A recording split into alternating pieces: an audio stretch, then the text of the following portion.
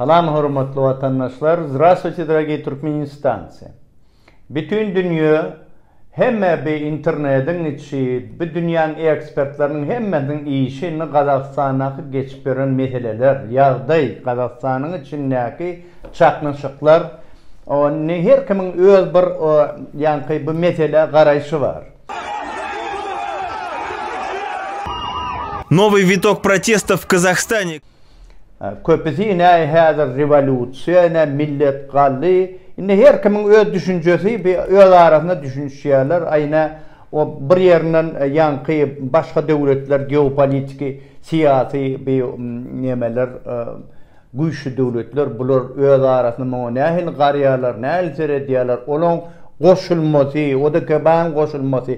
Bu zatların hemmesi esası sebebini şutayda bir nemen sahnan anırsına bukuk koyuyor da sebebi sahnan anırsına görünen hatta belirleyen işler. Sahnan anırsına neme var? Esası orşçola vaydılarına yankı transit vlast, operasiya preemnik diyorlar da orşçoda aydanlarına.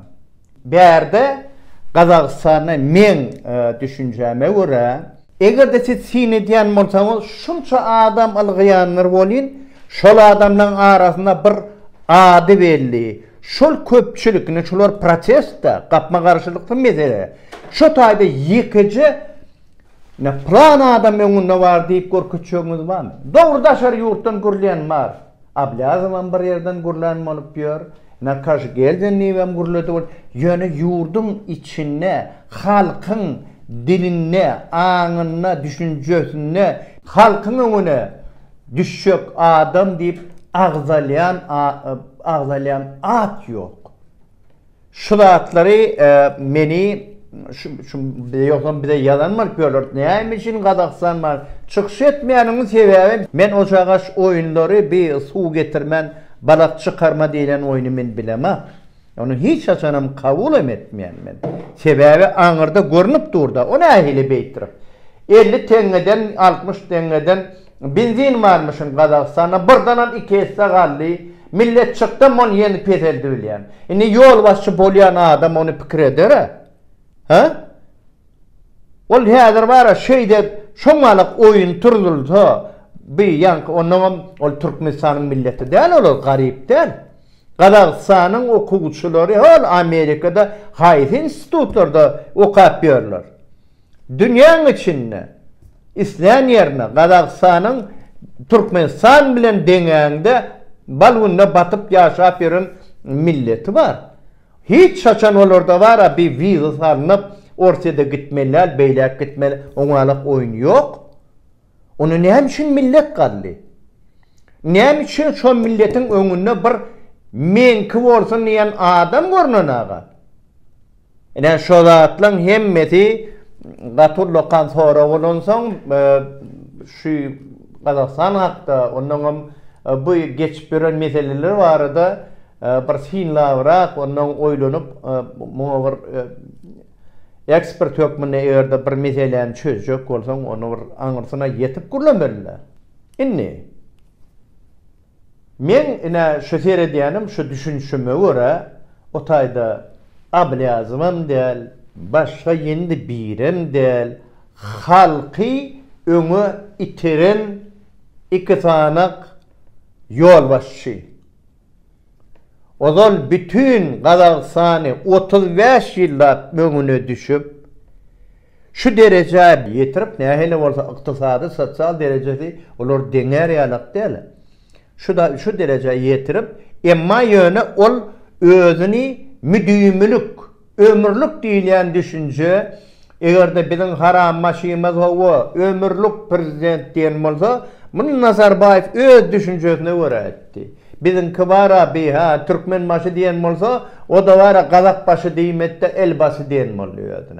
Yani şu zatlar düşünün bunlar ne için memnun diyen bunlar birbirine menzeş. Avtoritar yol başçılan hemmedi. Ne şu vat köp oğlun gurrun ediyordu. Ay ne bu Kazaklardan, Kırgızlardan siz öğrenin o uçiçi sunik diyen oluyorlar. Ne hemen öğreneli? Birinci turun Türkmene. Ha?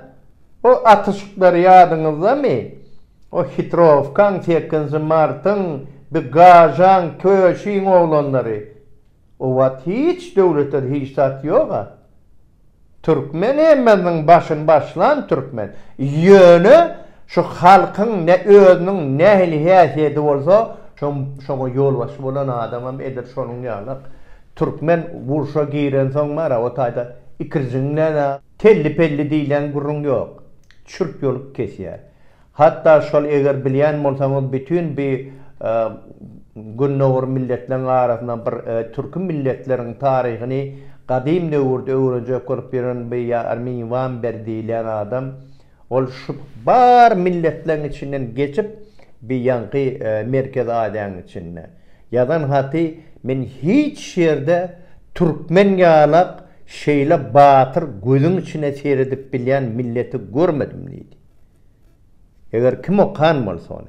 Onuň üçin bize käwat bir bilim sowat bolmadyk ýaş oglanlar ýazýarlar ay biz ne beýle biz be şeýle seyretsen şu atlaryň başynda da Türkmenden artık maç batır millete möremakmen.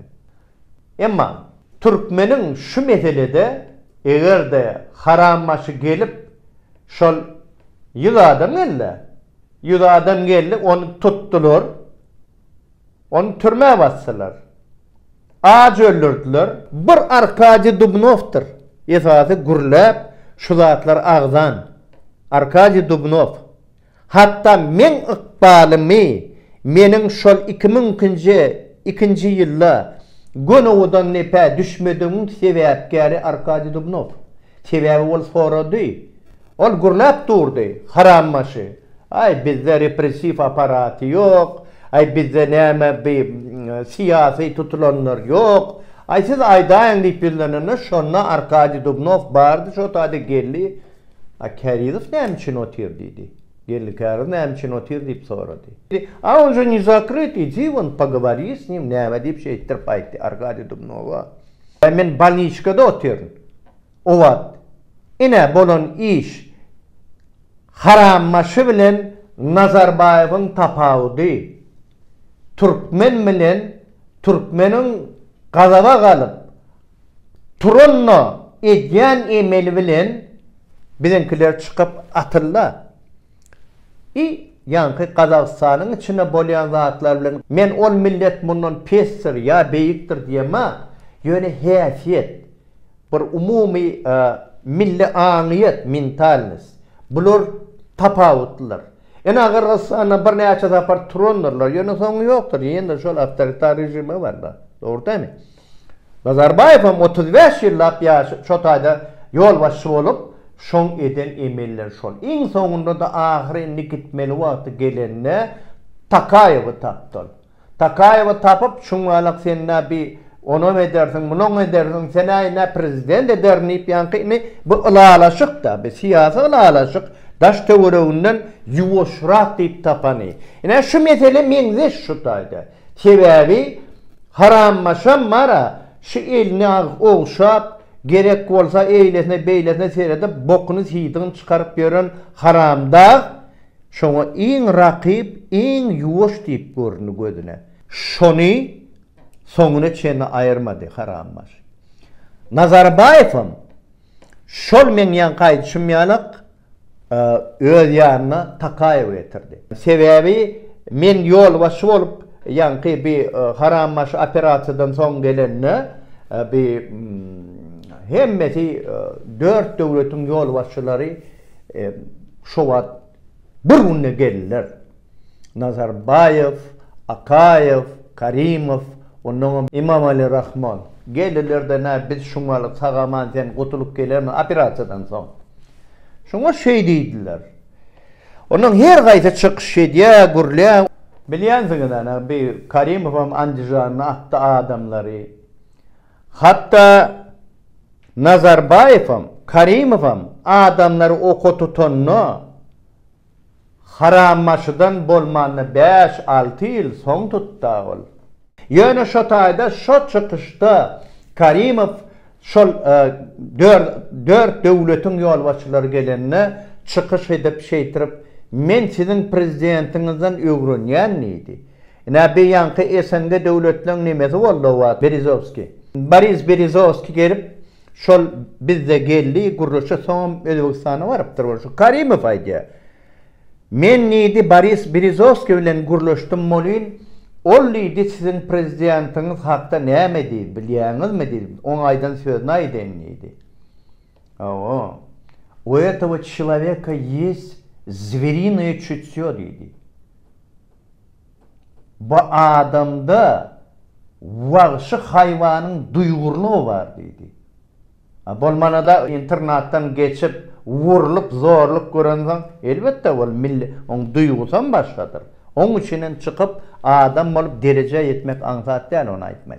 Ama yine de şu Kazakistan'ın içindeki mesele soğulsak da yani şonla men tanıştım bu Nazarbayev ile yine şu Kazakistanlı meselesi olsak inni şunki Türkmenistan'ın içinde Haramdağ'ın giyce unidiyatman oylap görün fikri nehili şol öz nesil neveresine arkama arka faraon yalak, pragun yalak şol tahtı geçirip bordu ile aladası var ama Neşvat hemme taraftan tayarladı serdarsı çağı.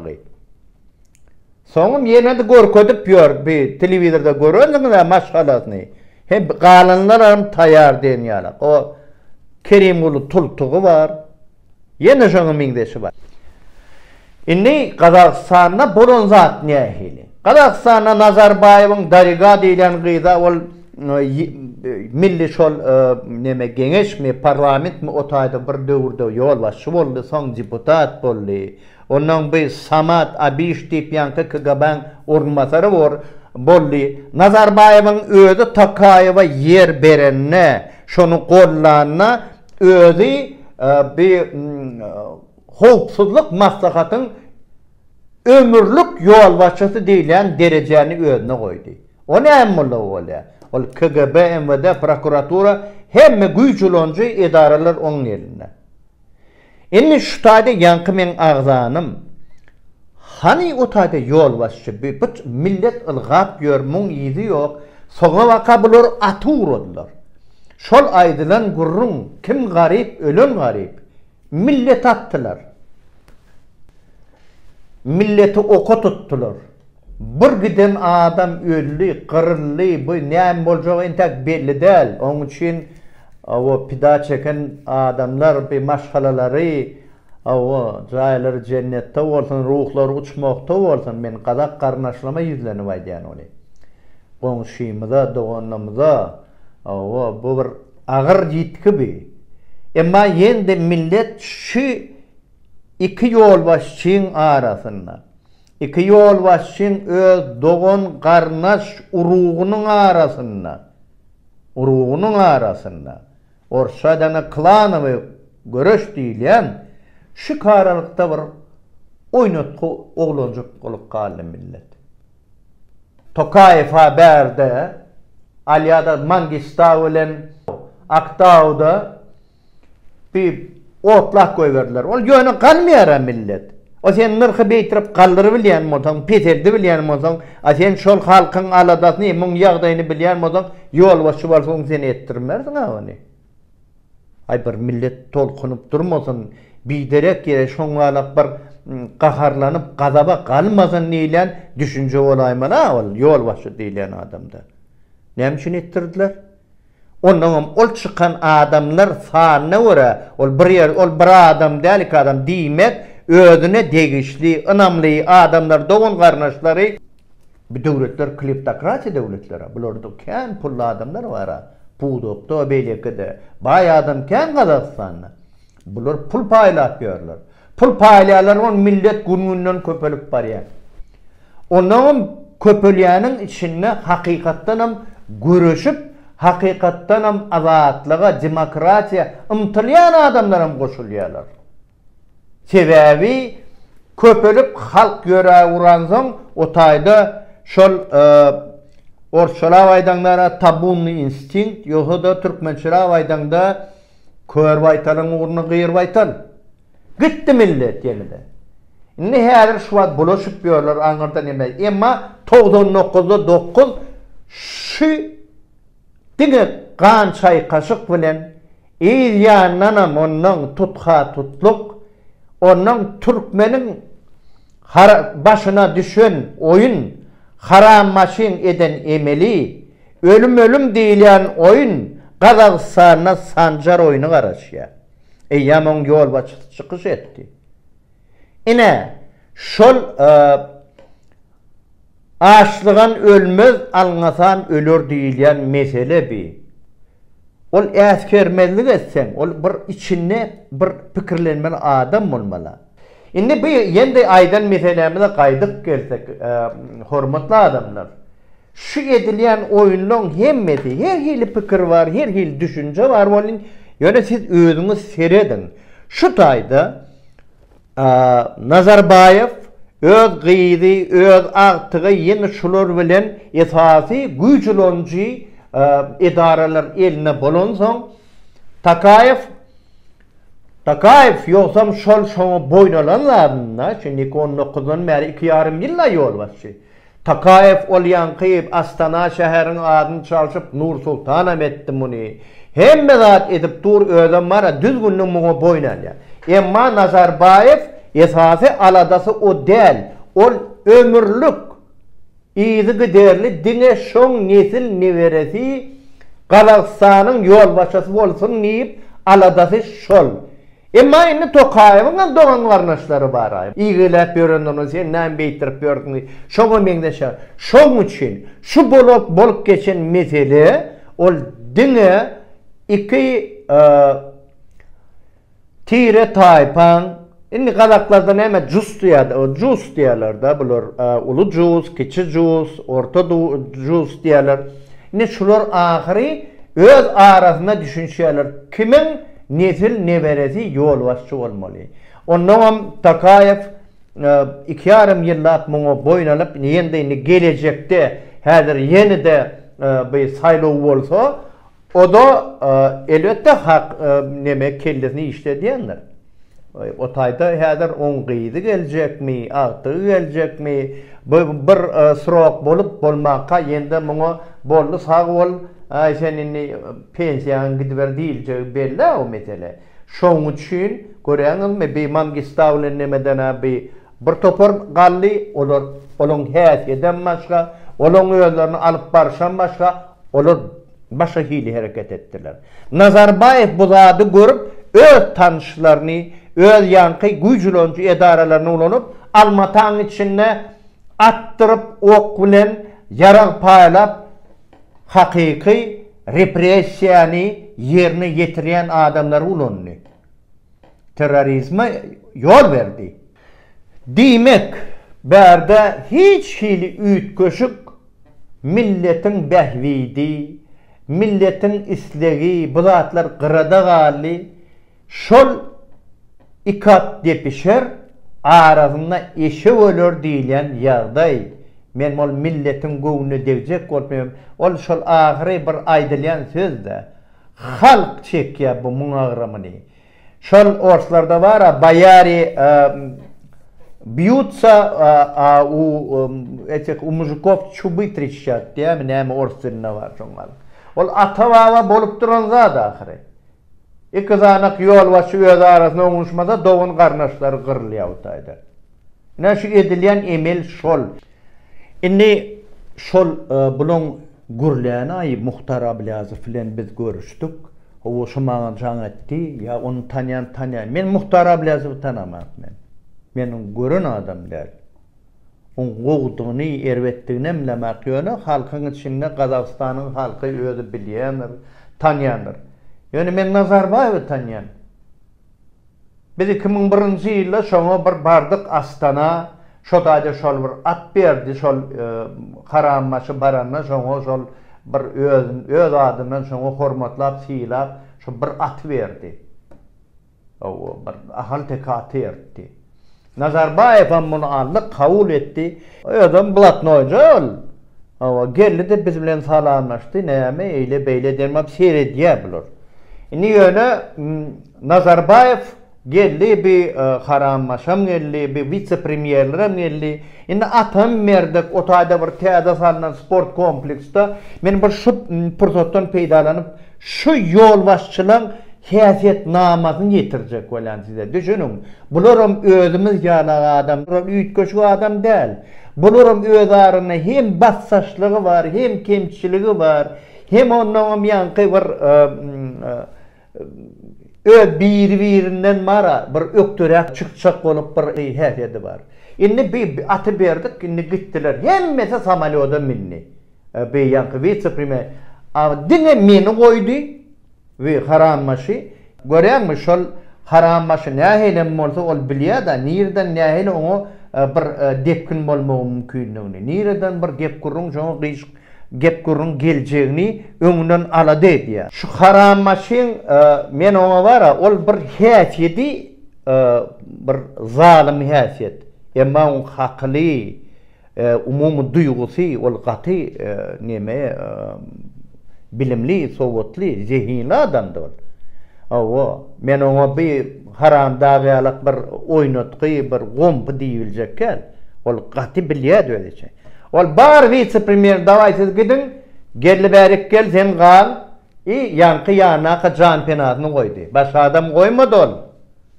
Indi bilýär otayda nahar başynda bir 50 gramam içýärler bular, öz arasynda gurrun bolany hokman ol bir bular onuň nime diýär ilki ýara bir düdükçe gurrun etler var. Indi iyi otirler bolýan. Bir Nazarbayev admana diýdi. Ay bizde de var dedi, öz atımız dedi, Kustanayski dedi, yankı atlar var dedi yankı. У нас тоже есть вот Кустанайская порода dedi. Вот это вот казахская и вот Орловская, кажется, deyip şey tırp nimetli bir. Arlov atlar bilen garşybyrak bolan bizim öz atımız var. Ýöne türkmeni degişiller edip gorkoýdy adam onu.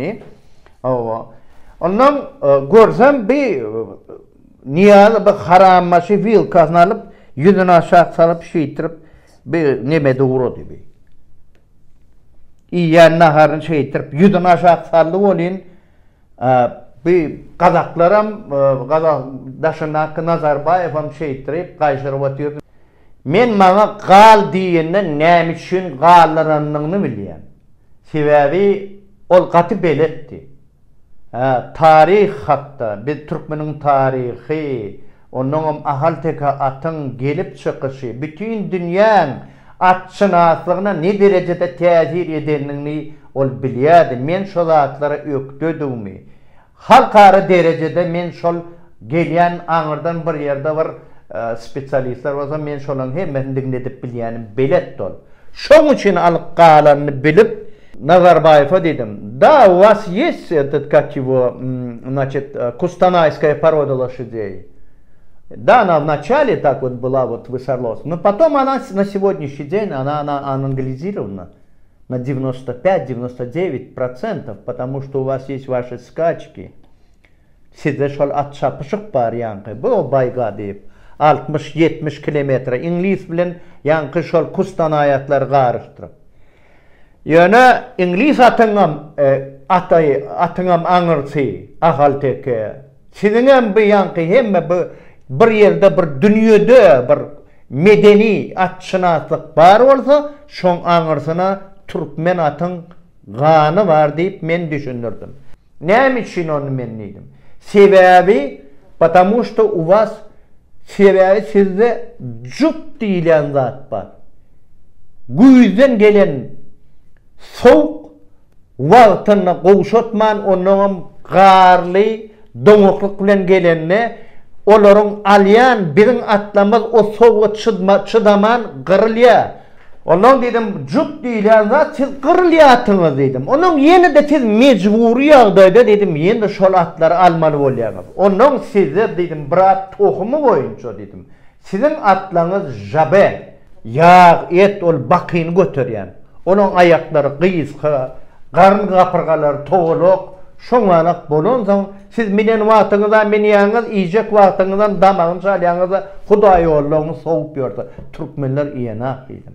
Onuň üçin sizin atlaňyz tapawdy, siz onu tohumy boýunça, siz olara jelgiş, ayanşyl, hova, jurga, önemli bir şeydir tapavutlanır yani. Inni yankı, honnon merse Kayşar'a oturan Nazarbayev, bula yüzünü aşağı koyup inni ol vil kövlen yankı taryalkasını 4 jura uğradıvan, ola ol on kaptanına kız 7, 9 mu 10 vice-premierleri, bulurum olurum şeyittirip dur sebebi, men diyen sözüme olorun içinden men bilen mara kapma karşılığı çıkıp yok beyle değil bize ata babamda şuna at bağırdı deyip aydıbilecek adam yok. Onun Nazarbayev çıdaman вот жалко вот этого нет, вот он тоже вот хорошо понимает, знает deyip şeydir şonu ayıttı şol. Ene bulurum bir özümüz yağlağı adam. Yönü Nazarbayev diyen adamini men özüm şahsı tanıyan onu. Onunla oturup bir stolun başında men çöreviydim. Men galanlarını tanımak. Yani güğünüm yetiyana adamsa karşı geldin doğru. Kıyın günüm vardı. Kazak halkına da ne mi diyeyim ben? Bunu yankı katı ağır yağda yasarlar. On entek inni hazır görüp uğrarlar bulur. Onun için hürmetli Türkmenistan'ın rayetleri, doğum karnaş, tanış biliş, hem beni de ayçakladım Kazakistan'a bir ullokan siyasi oyun kaldı. Bir oyun neyleyen zat bara halkın peydatına değil. Ne men şuna aytacak bolyan. Ne her oğlum şuna aytdım. Onun için gıynen yast Kazakistan doğum karnaşlamada bir komşulamıza belki tuday bağıtlarını açsın. Bizim öz yolumuz var. Her yurdun avusuna öz tadısı bilen gitmelidir. Onu hovluğu alıp olmaz. Açlığın ölmez. Algasan ölür. Onun için bu zatlara katı göz yetirip etmeli. Halkın hakkı var. Narod imeyip prava. Adam yolu, adat yolu, aklına